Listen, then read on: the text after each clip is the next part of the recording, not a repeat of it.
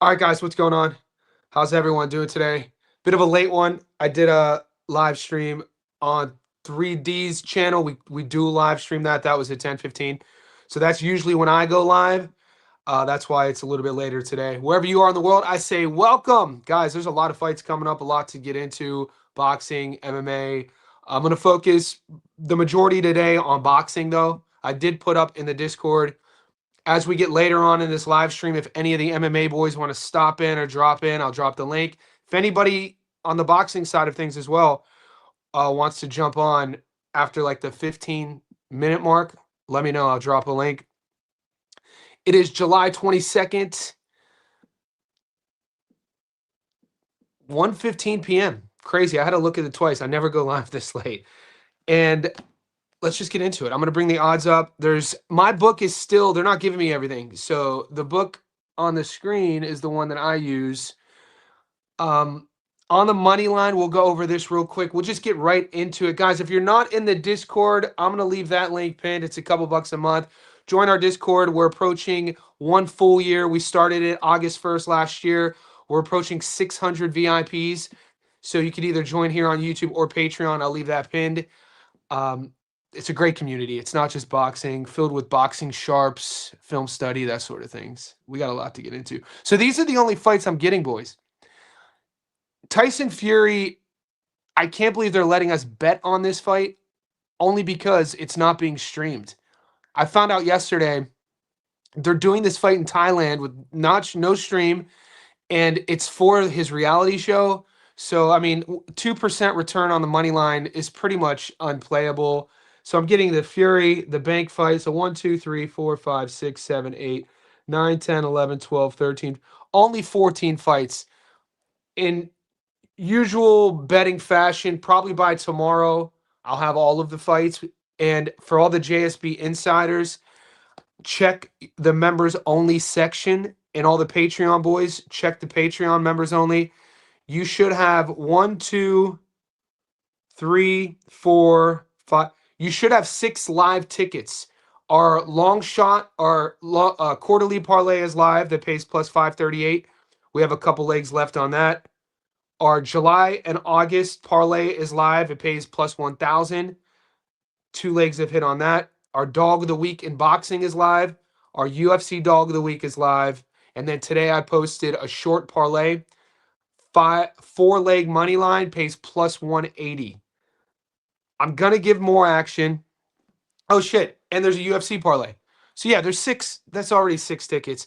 What I'm going to give you guys then from there is a method of victory prop, a knockout prop once I get into it. So we'll get into all that. Any specifics? I personally am torn still on the Liam Wilson Steph Fulton fight, where I'm going to go. And then there's props that I've been looking at on other fights. So other than that, I'll say what's up to the boys. The chat's popping off. Solution, Power Kennel. How does Tszyu get the job done? I don't have props on it yet, so I apologize for not being specific on some of these method of victory questions you're going to ask me. But the way my mind works is I really focus everything on fights that I'm able to bet props on. Right now, it's only Tszyu on the money line at $1.10, but I'll look into it because odds really do matter, especially with where we're going with it. How does Jacob Bank get it done? I mean, when you look into the matchmaking, Powell August is a guy, mid-level guy. Bank is a guy they're trying to manufacture. Stoppage, what's your prop saying? At least boxing and UFC don't collide this weekend. Well, what's up, Alex Lars? It actually does. It's just there's a massive. Oh, you mean collide timetable? You're right, because the UFC card is in the Middle East. So you're right. Timetables are different. I will be at the Sydney fight. I'll be at the Tszyu Spence card. If any of the Sydney boys are here, I know Moon Youngin, Boss Christos, any of you boys who are going to be at the arena, let me know. DM me on Discord, and we'll get a beer together if that's your sort of thing. I'll buy you one for the boys. Manny in the house for Zuffa. Do you think this 3-leg is solid? Richardson, Bro, I like it. The 2 fights that I'm still torn on where I'm going. Steph versus Liam for various reasons that we could get into if you're interested. Liam is a plus 280 dog. I'm like 70-30 leaning on Steph, but I can be sold on taking Liam on upset. I sent some messages out to a couple guys that I'm friends with in Philly. I'm waiting to hear back from Paulie. I'm going to meet up with Paulie later on today in Sydney. He's down staying at the Four Seasons. I live just 5 miles from there, so I've been talking to him. I'm just interested where Steph's mind is. He looked massive yesterday at the arrivals. Fulton looks like he has to cut a lot of weight. So I'll make a decision on that. The other one is Derevyanchenko and Jaleel. It is really hard for me to bet on a guy. Derevyanchenko turns 41 in October. He's coming down a division. Jaleel, since moving up, he's 3-0 since moving up a division. Jaleel's 23, slight favorite. It's hard for me to bet on a guy who's turning 41, who, when people talk about him, the best thing you could say about Derevyanchenko is A, how tough he is, B, he's never been stopped, and C, how he performed in fights that he lost. So that being said, I am 80-20 leaning on Jaleel. Currently, you guys will be the first to know when I make my exact pick. I do like Berlanga. If Berlanga can't beat Steven Butler, he needs to hang him up. Steven Butler, I know he's been winning us money over the last year or so on the knockout prop. We know about his knockout to win ratio, but there are levels to boxing. Steven Butler's lack of certain skills mixed with how he likes to fight versus Berlanga, who's coming off a knockout stoppage loss. Butler is going to be there to get hit. In my opinion, Butler is tailor-made for Berlanga. If Berlanga is even a fraction of the skilled fighter that I still think he is, he should win this handily. What's up, Johnny? I'm glad I caught a live. I just got a question about a future fight. How do you feel about Conor versus Garcia? I got Ben by decision. It'll be a fun one to break down. That'll be a fight that will definitely have the boys torn. In my normal fashion, I'm not going to do a prediction yet until we get to fight week. Ben, the one thing we do know about Ben is he'll be in your face the entire time. For what Conor Ben lacks in boxing acumen, he makes up for in determination. So the skill side, the power side, all that's on Ryan. Hand speed, all that goes to Ryan. So how does Muhammad get it done? Damn, Power Kennel. I'm about you mean Power Kennel. My guy. Are you CEO on Instagram? Are you Power Kennel CEO on Instagram? Or maybe there's too many. The boy, our community's deep, hands down. JSB Insiders, man, you boys are savages. We're creating a monster. Our community, we've created monsters. You know, it's what I set out to do, is build a community who is like-minded, who is well-researched, who is boxing-based, not fighter-based. We are boxing-based. We like fighters, but we're not cheering for. We're a fan of the sport, so it allows us to be as bipartisan as we can when picking fights. Muhammad Alakal. Alakal is a guy that obviously Riyadh season has put money behind. He's still young. They're giving him feeder fights. This is a guy that he's still at a stage in his career where they're giving him feeder fights. So I haven't looked at this fight. It's not on my books. Ask me tomorrow. I disagree about Hackett. He lost to Roma because of the height and reach disadvantage. He's way bigger than Sergey. What do you mean you disagree with Hackett? I currently like Jaleel to win. I think Josh Kelly will win decision. Yeah, that's logically that's the route, right?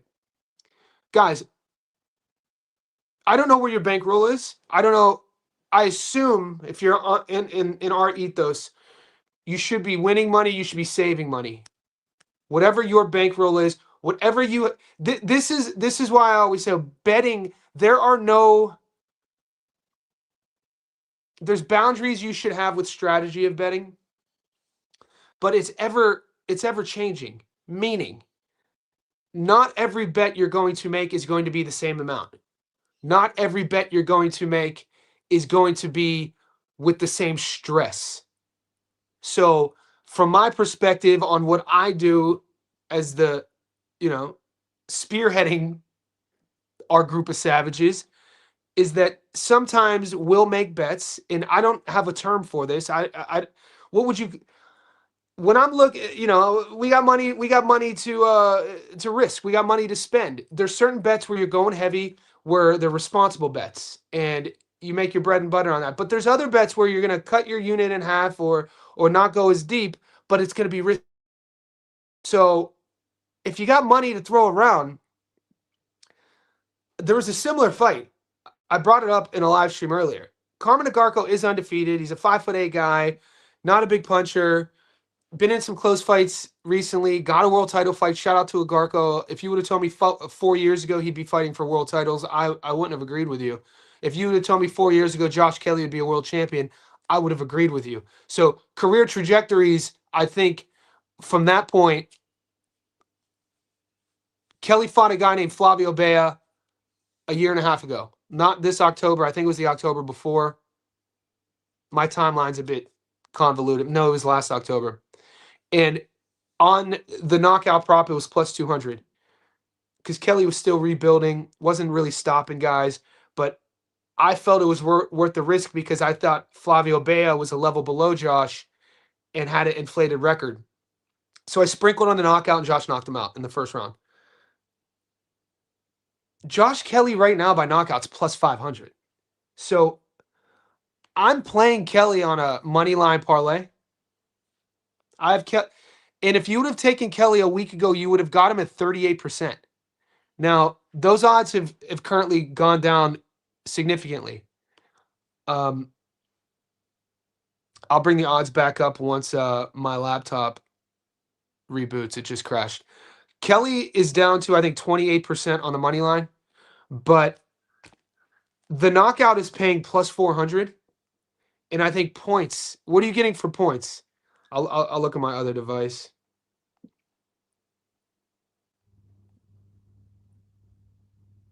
Kelly on points, 56% return. So logically, the 56, if the safe bet, in terms of logically safe bet, you would take Kelly on points at 56% return. If you're building plus money parlays, you could use that and pair that with Berlanga and Butler not to go the distance at $1.50. And that two-way bet gives you plus money. If you're a Cowboy, and I'm not against doing this, I could see a world Kelly stopping him. Then, sprinkle something on the Kelly by side. I could see a world where Kelly's timing and his speed is a little bit too much for Agarco, and the level of how he's moving, and then he can punch too. So catching Agarco coming in on the front foot, getting him frustrated, the fight goes a little bit deeper, and Agarco starts taking a little bit too many risks. And Josh wants to make a statement and, goes for the knockout. It's really going to come down to Josh wanting to make a statement. It's his first title defense in front of his people. I think Kelly's going to want to make a statement, and I don't mind the knockout. Nathan, you're from Dallas. I didn't know that. I thought Nathan was Aussie. I'm from Dallas. I think I'm rocking with Spence. He's hard not to cheer for, man. I think it's only our group that understands that we're actually able to pick against a fighter and still like that fighter, because Errol, it's a testament to how long Errol dominated the 147-pound division for.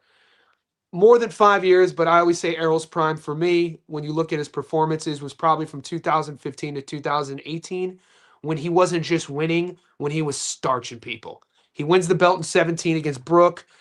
Brutal. That version of Errol for me was my favorite version of Errol. Because of that, to this day, he has a loyal, very loyal fan base to where they don't care about betting. Loyalists don't care about having a conversation about path to victory. They are riding and dying with their fighter in comment sections, and I respect that, and I get it. But it is sure as hell fun to troll Errol Spence fans in comment sections during fight week.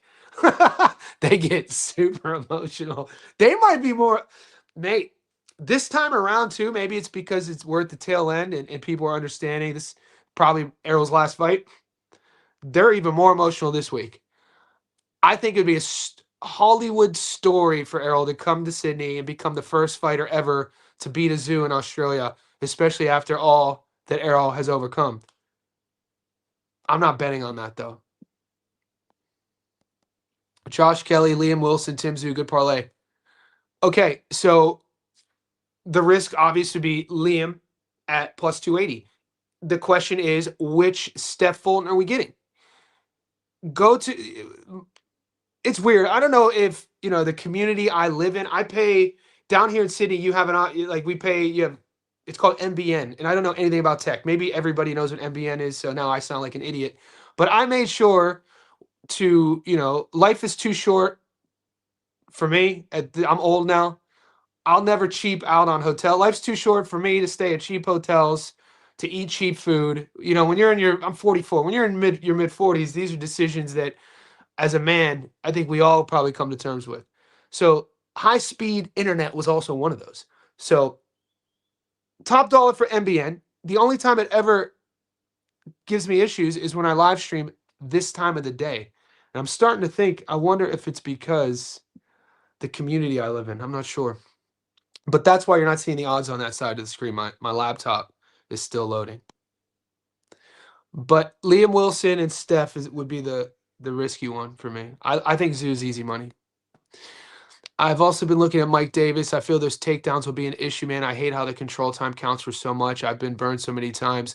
We're talking UFC now. Yeah, Mike's an underdog for a reason. I think Mike isn't a household name for most MMA fans. Mike's a beast. They call him a beast for a reason. I think if you're looking for a dog to play, this is the excitement of betting dogs.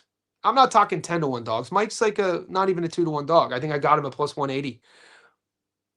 When you're looking for dogs to play in boxing and MMA, you want to bet on dogs who will freaking fight for your money. That's a saying. It's common in our group. You guys know what that means. Mike Davis is going to fight his ass off for your money. So if you look at the tickets that I posted in our group, every week you can see when I placed the ticket. You see the transaction, you see the date. Diego had yet to knock out Emmanuel Alim. And we know we hit on that ticket. I was already looking ahead at next week's fights. When I saw Mike Davis was a dog, I smashed it. I didn't even have to look. And that was before I saw who he was fighting. I was like, Mike Davis is a dog is crazy to me. I'll always take Mike Davis as a dog, by the way. But he's just one of those fighters. Battle of the Drunk Liam and Fulton. One is that I know. GK, man. Did you guys watch the how is this still not loading? It's pretty insane. Did you guys watch the Arrivals?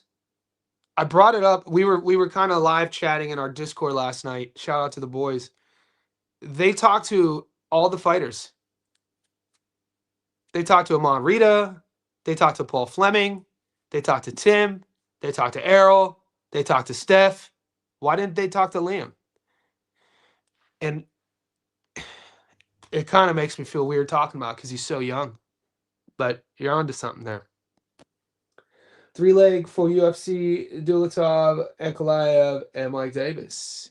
I like Manny. I like your style, brother. I like how you're look, the reason why I'm hesitant with your questions because I've noticed you're putting dogs like it's risky. It's risky. When I'm building tickets, even though I have these fighters on tickets, I don't combine them. Maybe I should start combining them.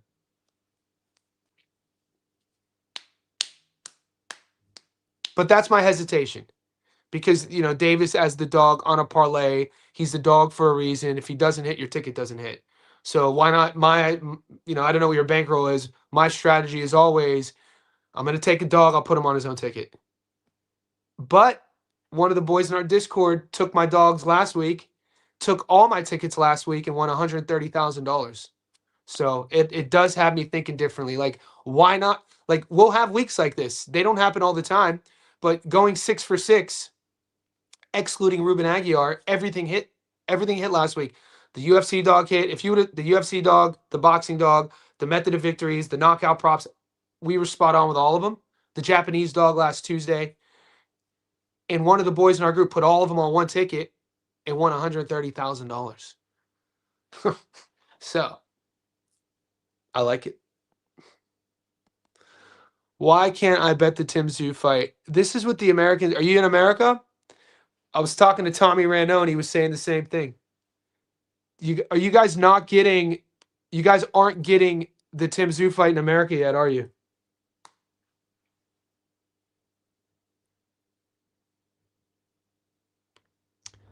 This is crazy. My internet's suspect. Freck Hefner, can you invite us to come on the show, please? There's a few. You know what, Freck? I recognize you from the Instagram comments, and I think you were being pretty mean. So our live stream chat here is built for our JSB insiders, the boys you see with the stars. For that, but I appreciate your support. Comment what you want to say, and I might let you on.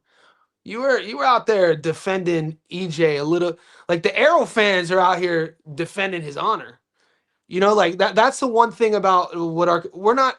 If I'm betting against Errol and telling you that Errol is faded, that's not anything personal. Like there's a route. Like if Errol wins, that'll be amazing. I'd love to see Errol win, but that's not our community. Our community is built on making bets and winning money. Errol is a faded fighter. Errol should not have fought Terrence Crawford. He was faded then.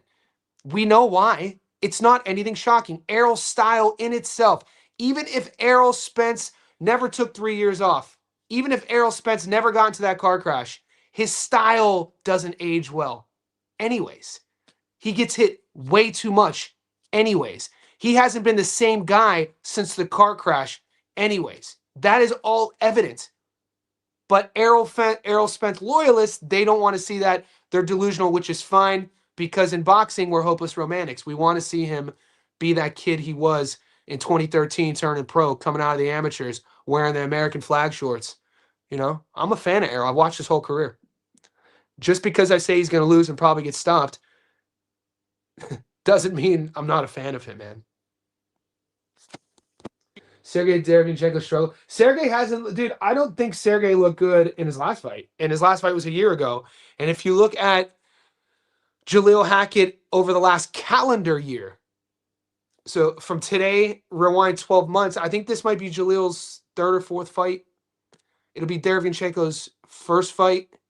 Derevyanchenko's coming off of like a fight against Mbili where he got hit a lot. His style doesn't age well. You get hit a lot. The older you get, you're going to degrade.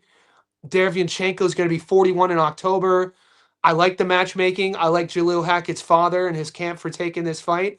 I rate Jaleel. I think at 23, this is a kid that's going to be around for a long time. And I think Hackett, I'm like 90% sure I'm taking Hackett.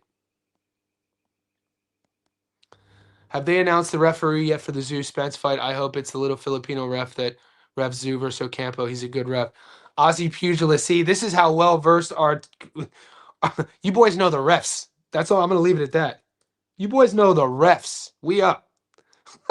We up.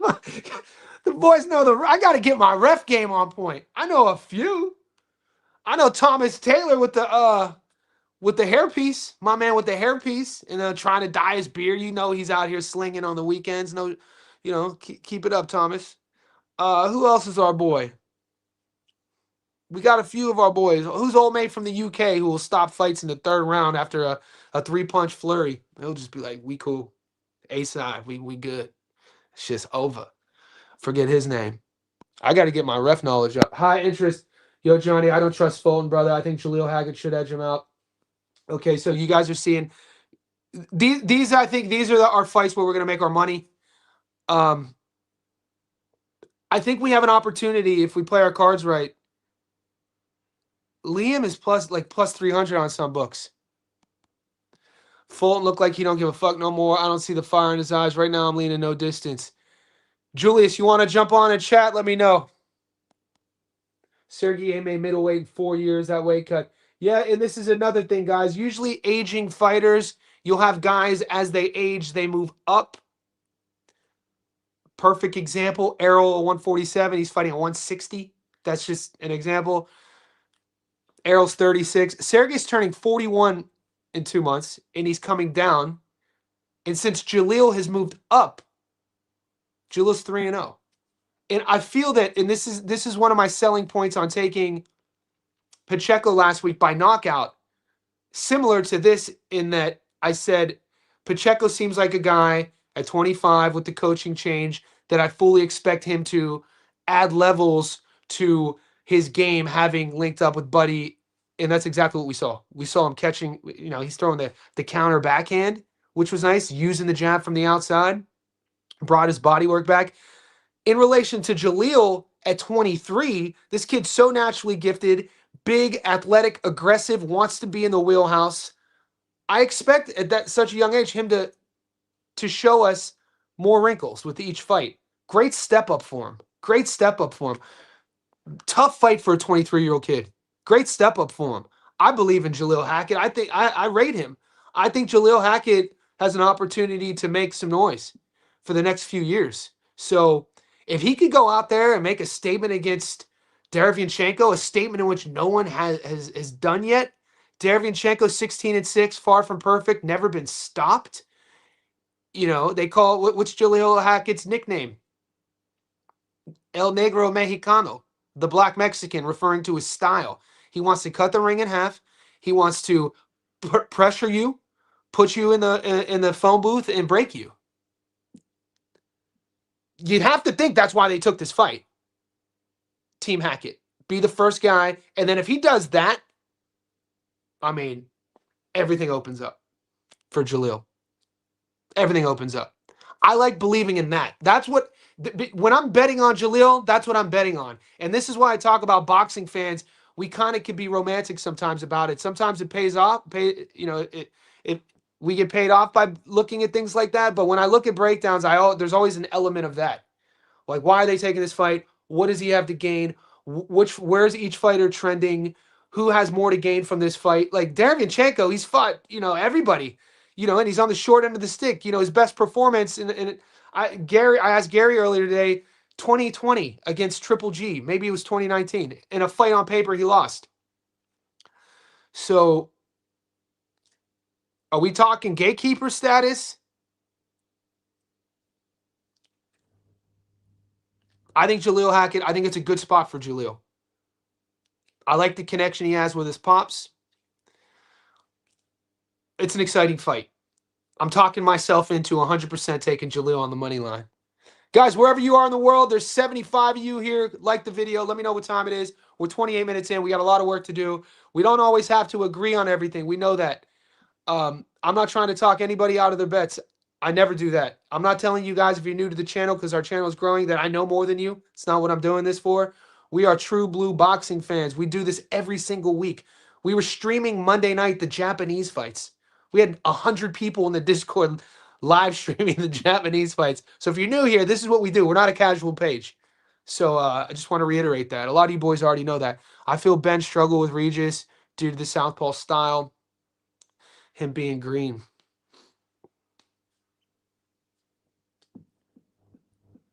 I don't know what to make of that fight yet. I got Tszyu over Rawley. Tszyu got way more skills and tools. If he avoids Rawley's power, I can see him winning a decision. Now, that's a fight that interests me. We must remember. Ask yourself, both fighters, and do this with Conor Benn and Ryan Garcia, do this with Sergey Derevyanchenko and Jaleel Hackett, Tim and Errol. You got to ask yourself, with Rawley and Tszyu,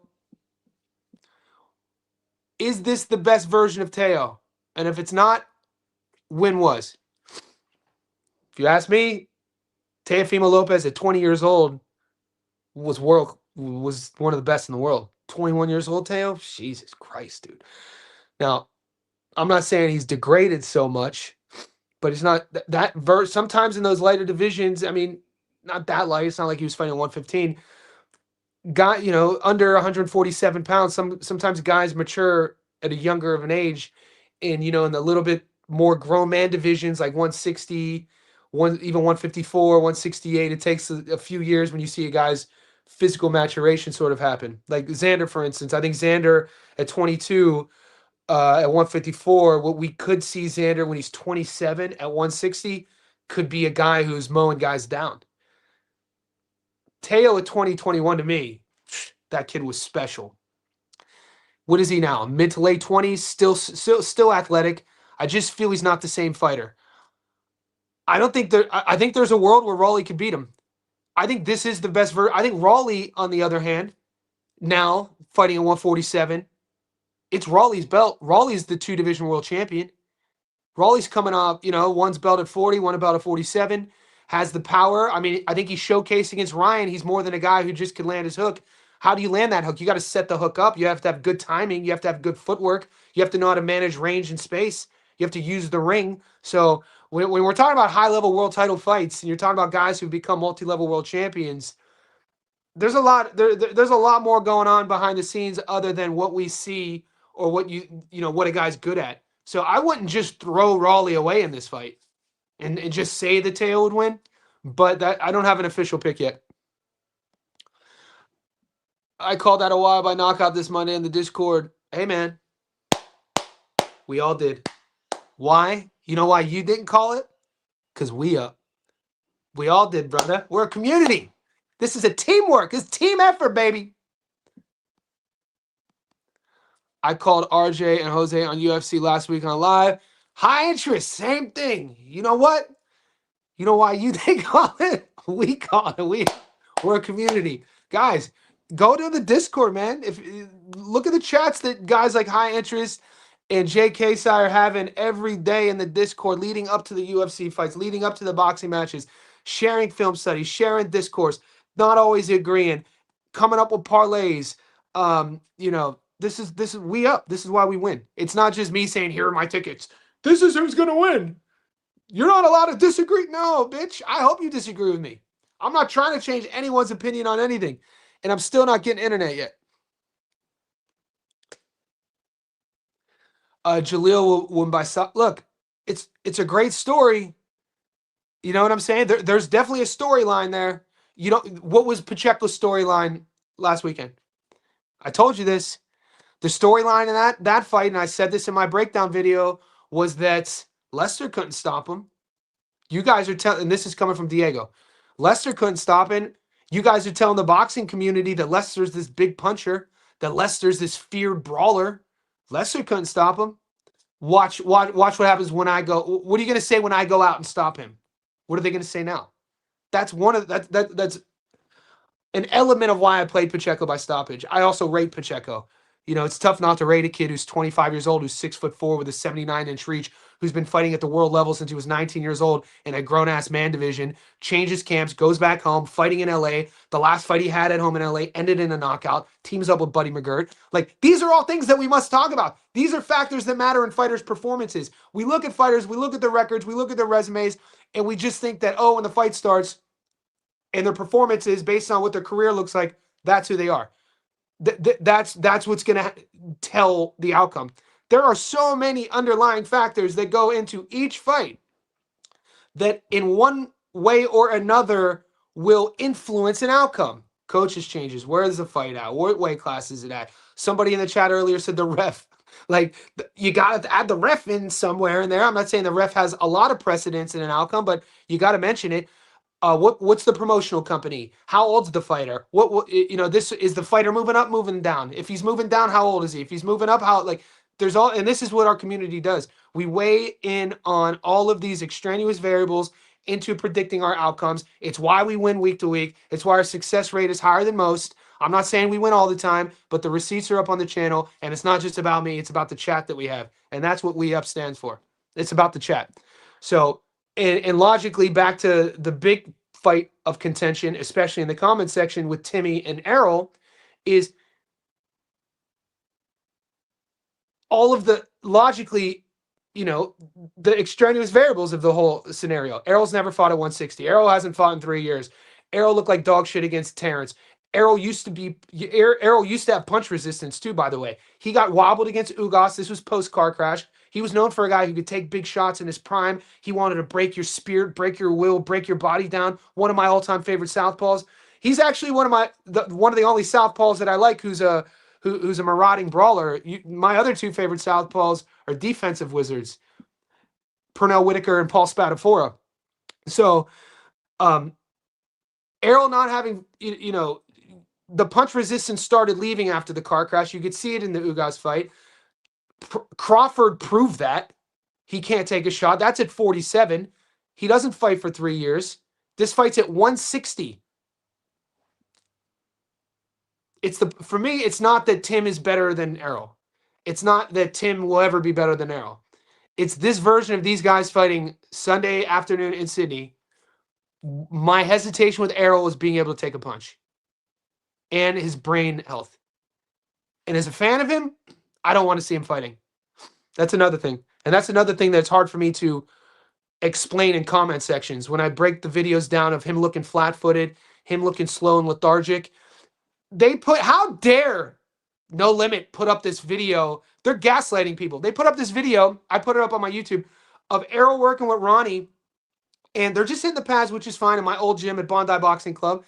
And the last part of the video, and it says Errol looks sharp. I'm like, no, he doesn't. He does not look sharp. And he's throwing the double jab, here, and then Ronnie asks him to level change, and then he throws the lead hook to the body, to the head. So it's like, here, level, boom, boom. And you're watching it, and there's no snap. There's no fluidity. It's boom, boom, boom. There's pauses. You could easily say, Johnny, there's pauses because he's going slow, because he's hitting the pads. That's not what I'm saying. I'm not talking about the speed of the pauses. I'm talking about there's no fluidity now. And you saw this, though, in the camp leading up to Crawford when he's hitting the pads.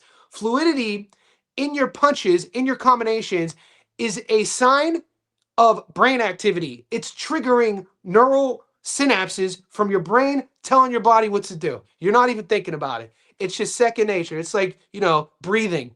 When there's pauses, that's a sign of degradation. It's not like I didn't make any of this stuff up. I could see it in Errol. You could see it 2023 in the fight camp against Bud. So it'd be an amazing story if he could beat Tim. I don't think he should be fighting. I don't think he should have fought Terrence, though. Health-wise. Because you want a guy like Errol to be alive when he's 70 and 75. He's only 36. Your patience with Gary was impressive. Fighter of the Year. Did you watch that? Fighter of the Year. I did a live stream earlier today with 3D Boxing. Yeah. That was unexpected, but I appreciate you noticing that. I don't know. Maybe I'm a coach. I'm a teacher. It's really, you can't, he got emotional about some things. It's really tough. And I'm not judging him on it. I mean, at least he was being honest. You know what I'm saying? When people get passionate and emotional and they're starting, especially on a platform, on a live stream, at least they're being honest. That's what I could say about that. How do you like Tszyu, Zepeda, Mike Davis? 3 dogs. You know why I do like this? Because you'll know on Monday if you're up. Because if Tszyu loses, you can just rebuild. I don't mind this. I like the strategy more than anything. You have me thinking. It's not a bad strategy in terms, and Zepeda fights Roach, in the upcoming weeks. So you'll know. Maybe you give me an idea. Maybe do a multi-week dog parlay to where, if anything, if the first week wins, it builds the anxiety and the hope. And if it loses, you just tear it up and then rebuild again. So I don't hate it. I like the strategy more than anything. I'm kind of torn. I do think Zepeda stylistically is a nightmare for Roach. I do. I think that front forward pressure style, I don't think Zepeda is going to give the fight that Roach wants. Zepeda won't fight him like Tank fought him. And will Roach be able to handle that?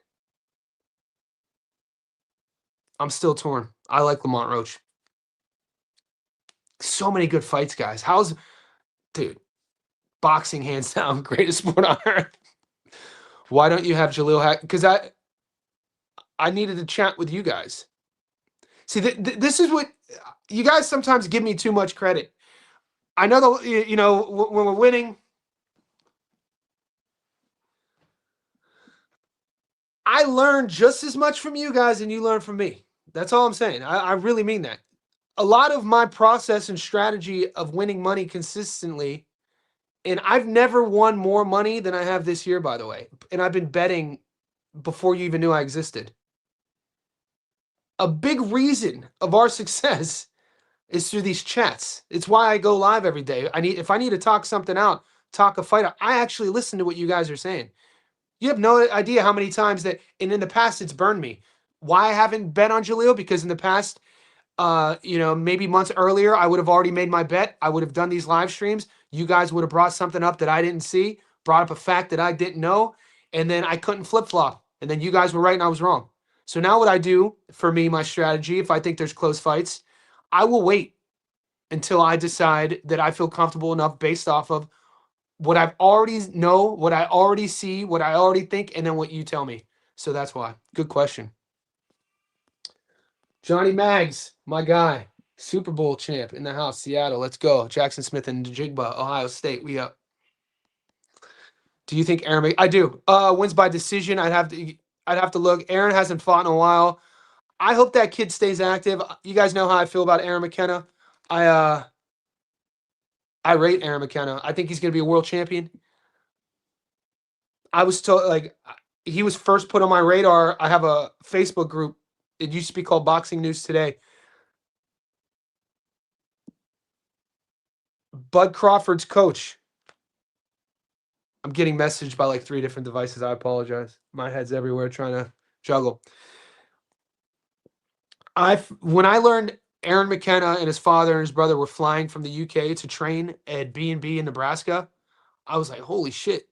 And that's when I started really paying attention to McKenna. And then his last fight, he put on a career-defining performance. So I definitely think he beats Ahia. I don't know what the odds would be for method of victory. AJ by knockout. I'm not getting odds. Shiny Suits. What's up, brother? How do you think Agarko's chin? So that's what I'm questioning. I think Kelly is going to be in a position to test it. I think Kelly's going to want to. Josh fights a little bit differently. Like, I think he has it in his arsenal to be aggressive. When you watch it, he learned a lot from the Ray Robinson draw. He definitely learned a lot about his gas tank in terms of inefficiencies with his style against Ava. And this is a smart guy. This is a fighter who will make adjustments. I've seen him on the front foot before to stop guys. So, and he could punch. I think he'll take his time early. I think he'll see how Agarko handles his feints. I think he'll see how he handles what the speed difference is like. He'll definitely want to taste his power. I don't think I don't know if it'd be that controversial saying Agarko's not world class, even though he is fighting for a world title. And I don't want to ever shade an undefeated fighter, so I don't want to disrespect him like that. You got to call him world class, right? I put Kelly a level above him. I wouldn't be shocked if Kelly figures some things out early and goes. He used to be a good body puncher.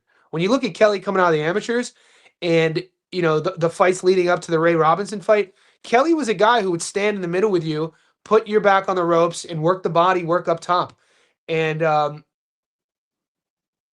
over his journey, he would get hit a lot. So what you're seeing in this style is an evolution of his style. The criticism on Kelly, and this is how I know guys really haven't watched his entire career, and I know that 3D doesn't like him, and I know that a lot of his guys bet on Murtazaev, so they don't like him, which is fine.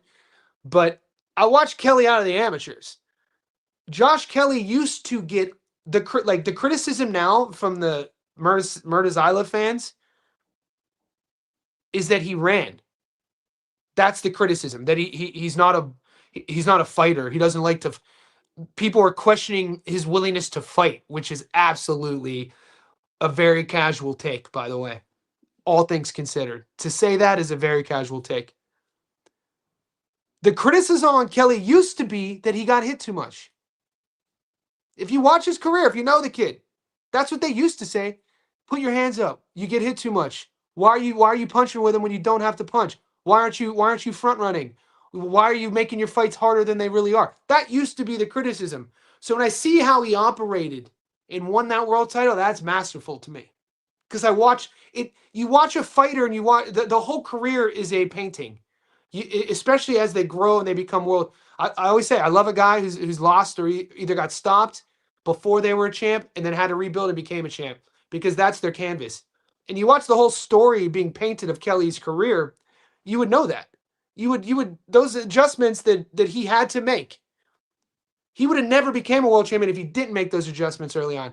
By the draw with Ray Robinson, by getting hit too much, by getting stopped with Avenetian. So the haters will use that against him. Once again, very casual take. While the people who see what he does really well and rate him for what he does really well, because his strengths not many fighters have. I don't care where you are. There aren't many fighters who could do what he does at the highest level. They'll see that and they'll be like, that shit was masterful.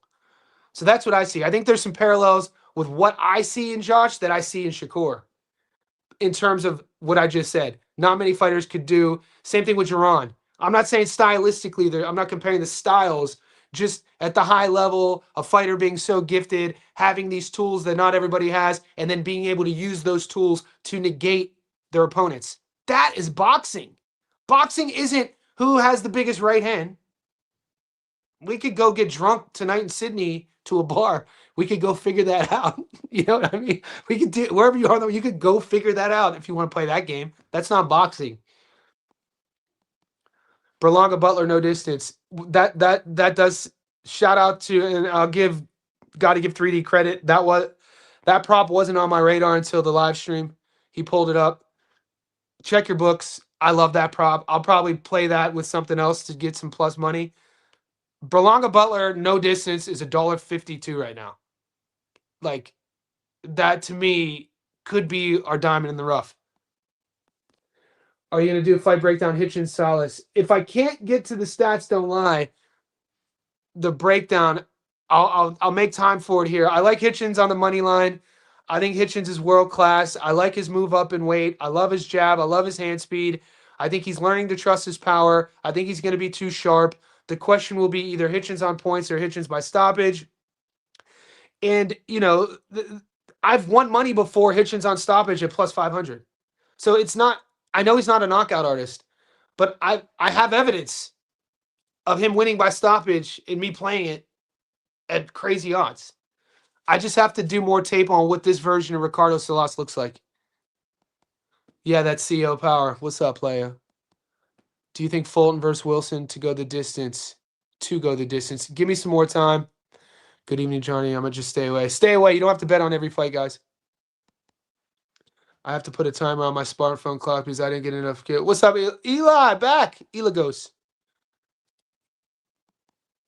Do you think Berlanga will try to box more? I think so. I think Ed has skills. Obviously, Ed is it's easy to clown him. He kind of doesn't give himself, he doesn't make his life too easy when he's doing victory lap parades after a loss. I get it. I get all that. But Ed has skills, man. Like, the dude can move. The dude has feet. He has good hand speed. He has good power. He knows how to operate a ring. Like, come on, dude. To just see the knockout lot. He was having his moments against Shiraz too, man. To just take that one performance and then, he kind of fought a bit negative against Canelo, but Canelo kind of, did that as well. If Berlanga can't beat Butler, mate, you look at Butler doing all the skilled stuff. His feet, they're like how he hides his shots, Butler's lack of feints, Butler's lack of head movement, Butler not using the entire ring, Butler telling the entire world what he wants to do. He's comfortable with you against the ropes. So what Ed's going to do, don't stay on the ropes, force him to fight you in the middle of the ring, piece him apart with the jabs. I could see Ed making it look good. Mike Davis, Scola, Walter, parlay sounded good. Tomorrow we're going to lock that in. I'm going live after Johnny. Julius, you're doing lives now, baby. Go follow Julius Knows Boxing. He's a JSB insider. This dude's a sniper. So you've seen him on my show before. He just started his own YouTube channel, finally. We've been talking him into it for months. Julius Knows Boxing. Give him a follow. What's up, Johnny? Great composure on the 3D Boxing Live. I know you didn't mean it. You guys were good at the end. I talked to him after, by the way. But I got a July month-long 16 parlay. I need Tim and Fulton. Let's go. Great work on the 16 leg. Those are hard to come by. Once it hits, post in the Discord. Yeah, 3D and I talk. Look, we're good. I talked to him after. I know it didn't look. If anything, it didn't look good for his brand. Like whatever, maybe that's his brand. I don't know. I watch. I don't watch all of his live streams. He could get a bit spicy. It's nothing new to me, man. I don't take anything personal. You know what I'm saying? And the debating side of things, I used to debate other things too. By the way, like there was a time in my life when I was a younger man, I would debate politics. I'd debate history. So debating to me, it's kind of sport. And so with that, I have a lot of experience doing it. He, he's a fiery guy. He's a passionate guy. I don't take anything personal. I wish I would have saw the chat though, because when he brings me on his channel, just because I'm dual live streaming on mine, I don't have access to anything, so I don't see the chat. I would have loved to see the commenters because I know I'm not. I know. There's not. I'm not everyone's cup of tea. You know. So because for whatever reason, I don't. It's not my intention to rub people the wrong way. It's fine, but I also don't care either way. You know, we're not going to be everyone's cup of tea. It would have been hilarious to see what his what his people were saying. I kind of wish I would have seen the chat. I got Timmy by knockout. I don't bet. Same, same. You got to bet logically. I think I saw. Were you on? Maybe I think I saw the last live stream I watched. Were you on Gary's talking about Xander? What do you think about the odds on Bet365? Teddy, I'm not. I'm having an internet breakdown, brother. I'm happy that this hasn't crashed because there's 81 of you in here an hour in, but my other device is not loading for some reason. So if you're new to the stream, guys, I usually have the other side of the screen with the odds. I'm kind of handicapped real quick. Thank you for still sticking around. Like the video, please. Keep the questions coming. I'll stay on for about 10 minutes. My girl said she made cookies. What time? This is real. She made cookies. That's insane, dude. It's 207, 230. 16 bet parlay. I need Fulton. I'd be stupid not to take Liam Vicon. So you need Fulton. What did I read wrong? I need Tim and Fulton to finish it. I think you're in, like, that's the thing, man. I think you're in good spot. I think, you know what, Eli? Go watch The Arrivals yesterday. It's on PBC or No Limit on YouTube. Let me know what you think about how big Fulton looked. Parlay, Rado, yep. Jaleel, yep. Okay, so we're not out. We're kind of seeing an agreement, guys, with the Jaleel Hackett angle, right? Jaleel Hackett money line, Adachenko.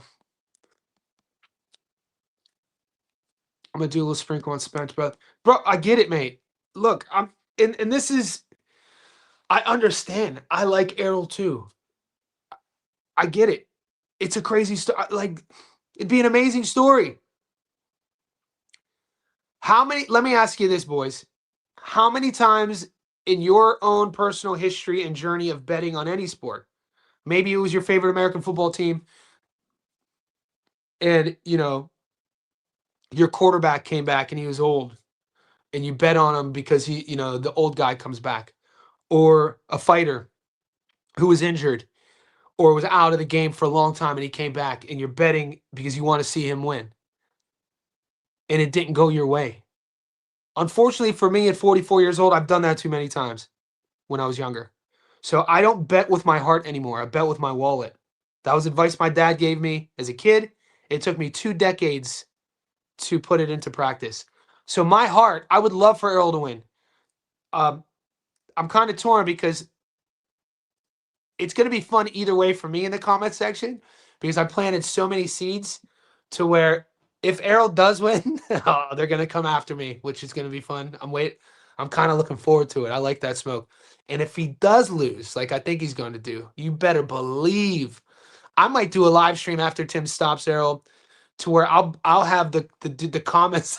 I'll be a petty bitch. So I'm looking forward to it either way. Hopefully there's no draw. I think Tim stops him though.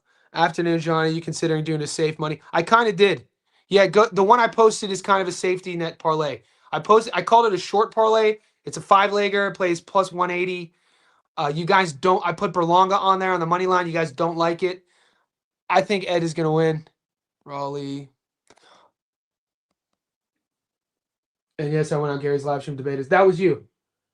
Yeah, I think you made good points. I think you made good points. I'm gonna end it on this, guys, because I do have to run. I live streamed with Gary for an hour earlier. I've been on an hour now. I'm gonna do 2 tomorrow though, boys. So I'm gonna do an early live stream tomorrow and then a later one afterwards because I'm going to the I'm going to the No Limit Tszyu Errol Spence press conference. So I'll be there.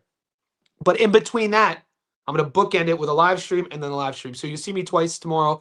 The second live stream tomorrow will be much more UFC based, just so you guys know. But I thought you brought up, Eli, good points about Xander's mistakes tactically. And I also feel, and I do agree with you on the point that Jaron Ennis, for how gifted he is, historically, when you see him excelling and, as the Young Bucks say, cooking, he's doing it in a certain space of the fight. He's doing it with his opponent choosing to fight in a specific range with him. This is why in Xander, for Xander to do that and adhere to that and not have a plan B, especially when he got hurt and then recovered, and not take a round or so to use the entire ring, make Boots come to him, try to survive a bit. There's no harm in that. And that just goes to show you his youthfulness and his ego. You know, he still felt like he hurt him early, I think, in the third, and then he's going to stay in that fight, and he's gonna show you that machismo spirit of Xander, that he could come out on top, and it just didn't work. And I guarantee if you spoke to him, he would say he maybe would have operated a bit differently with once he did get hurt and how he used the rest of the round. And I would have taken a whole nother round to stay on the outside. But it's why I feel, for me, Kelly versus Boots interests me, because Josh will not stand there in the wheelhouse and give Jaron that fight. Josh will come in and out, pick his spots, great hand speed, good power, good reflexes, awkward, and he will make Jaron come to him. And who knows, I want to see it, Jaron could just wash him out and it'll be fine. And I'm not even saying I would take Josh to beat Jaron. I'm just saying I want to see how that would work. Jaron coming on the front foot, would he get frustrated? Would Josh's counters get to him? Would he walk Jaron onto something? It's not like Jaron is a flawless fighter. He definitely has flaws, and his flaws are on the defensive side of the plate. So I agreed with you on that end, and there's a lot to chat. All right, boys, I appreciate everybody here. Like the video, subscribe. I'll see you guys again. Do your film study. We don't have to agree on everything. The only thing we do agree on is what? Best sport in the world, baby. Boxing. We up. Let's go.